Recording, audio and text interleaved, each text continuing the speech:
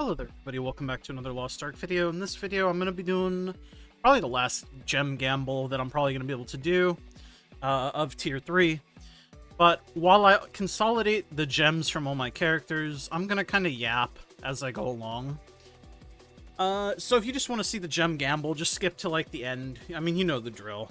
Realistically, I mean, if you watch my videos, something to throw on the second monitor. So I just want to talk about some stuff in relation to gems in tier 4, because now that the tier 4 patch has come out on Korea, it just came out, and maintenance just finished on the NA servers, or I guess I should say the Western version of the game servers, and there has been a lot of thinking, or not so much thinking, I guess, on my part. But we now know that level 10 tier 4 gems give 44% skill damage.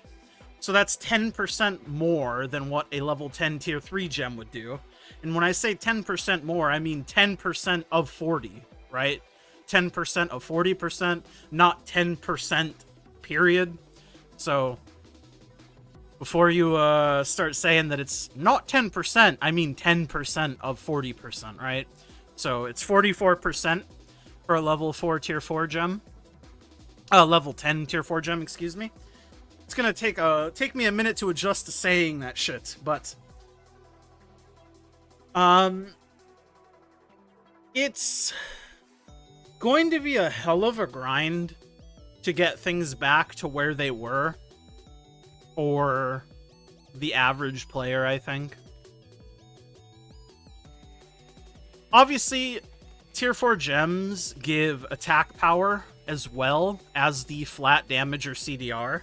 So it's not like it's only a percentage damage increase or a percentage cooldown reduction, but you also get the attack power. But I don't know, me personally, just thinking about it, it's gonna take so much time to get level 10s again. And it's just, I don't know, it disheartens me to think about it, I guess, in a way. Because I'm the rare player in this game who only has like one set of level 10s, and it's on my Soul Fist, which is my main character, and it has been my main character. I have one set of level 10s, and it's on the Soul Fist. All of my other characters have level 9s, or event gems, or level 7s. So, I mean, could I have multiple sets of level 10s if I didn't have 9s spread out on all my alts? Yeah, for sure. But, I mean, it's taken me since the beginning of the game to get to this point. And up until I took my couple-month break at Ivory Tower, I was a player that pretty much cleared everything every week without fail, and I did dailies on a ton of characters, which is not the norm. And I was somebody that typically only sold my mats, and I never honed with the tradable mats, and I didn't bus. And it took me that long to get sort of my roster set up in this way. And just thinking about how long it's going to take to do it again, essentially, is just kind of, I don't know, it's bumming me out a little bit, I'm not going to lie, you guys. And it's like, of course you don't need to do it, right? It's like a self-imposed thing. But I think gems are something that people tend to look at.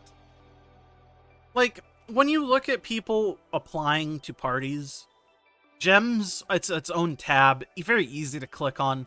They're very noticeable. Like, if you have level 10 gems, you'll notice them instantly. You won't have to hardly look, you just glance. It's just a very popping thing. And it's going to be the same way in tier 4 with, like, relic gems, because, or, not relic, excuse me. They're ancient quality gems, the level 10s. So, I don't know. And obviously, I'm not talking about, like, the raw power or whatever, because I'm pretty sure, even if you transfer, like, level 9s to level 7s, like, level 9 tier 3s into level 7 tier 4s, you'll still gain power, most likely. I haven't actually seen anyone do the math or run the numbers, but I assume that's likely what it's gonna be. Because I don't think you're realistically gonna lose power on the system.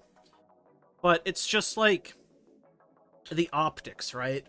Like, I have 2 level 7 cooldown gems on my Soul Fist still, and it just looks bad. Even though in the current system, having the 2 level 7 cooldown gems functionally doesn't change anything, right?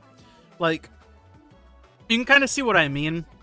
Like, the relic gems look so much better, just like at a glance, than the fucking legendary level 7 gems, or level 8s, or level 9s.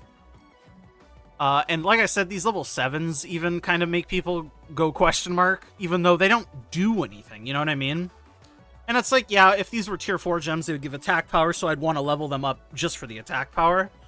But, I don't know. It's just new changes, and new changes, listen. Changes are good until they happen to me, and then I don't like them. Nah. But for real, I don't know. It's just, it's not really a complaint or anything. It's not really a rant. It's just kind of me talking, you know? I like to talk sometimes. I don't like to talk all the time, but I like to talk sometimes. We have a lot of level 7s, my friends. I don't actually know if I'm going to be able to do the thing. I have 1,200, almost 1,300 gem boxes from Cube. I just save these up because I like to make these kind of videos just for fun. There's no real benefit to it. I just like to do it because people like to see the gambling, and they also like to see just like big numbers. At least I like to see big numbers. Because bigger number, better person or something. I think Socrates said that once. But let's open up the rest of these boxes and see if we can't get a level 10 damage gem. As of me recording this right now, I don't think it's worth using gems past level 9.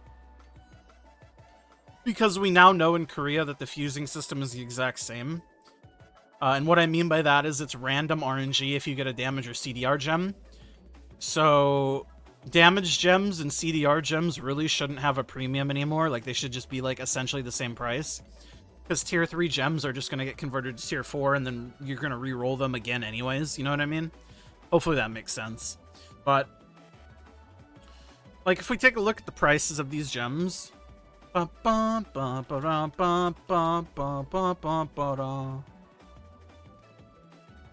Nobody plays Soul Fist, so there was no gems.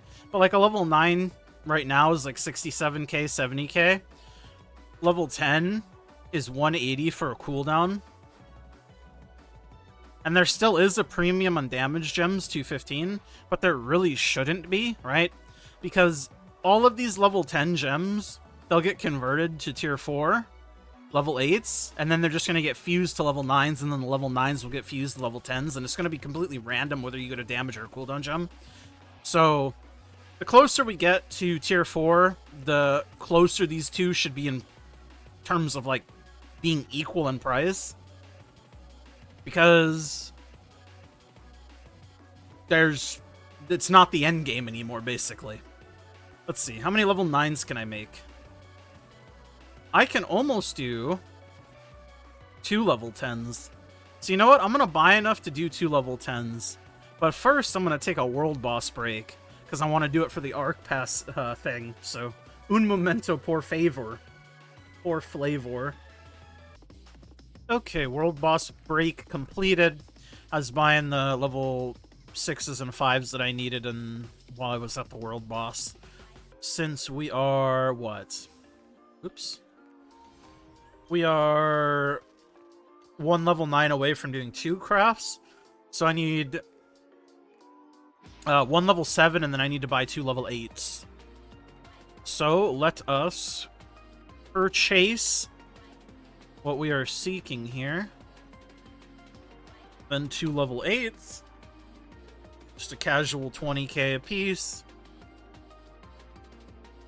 Anything for a video, you know?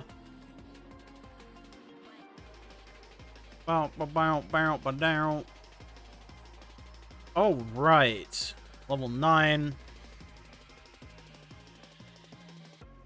The last time I did this, So many people believed what I said, even though I immediately said afterwards it was a joke.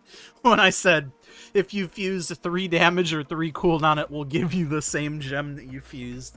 It's not. It doesn't work like that, man. It was a joke. It's something called, humor. I'm very funny, as I'm sure you're aware. Anyway, I'm gonna shut the fuck up. Hopefully I get 2 damage gems so I don't get punished.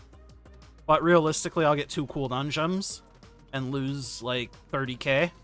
No, 1 and 1. Alright. That's probably a break even. Anyways, this is also probably the last gem fusing of tier 3, like I said at the beginning of the video, just because, I mean, we're getting tier 4 in, like, 2 months or something. And it takes quite a while to save up the gems. Maybe I'll have one more of these videos before. But that's it for me for now. I'll see you guys all in the next video. I love you all. Mwah.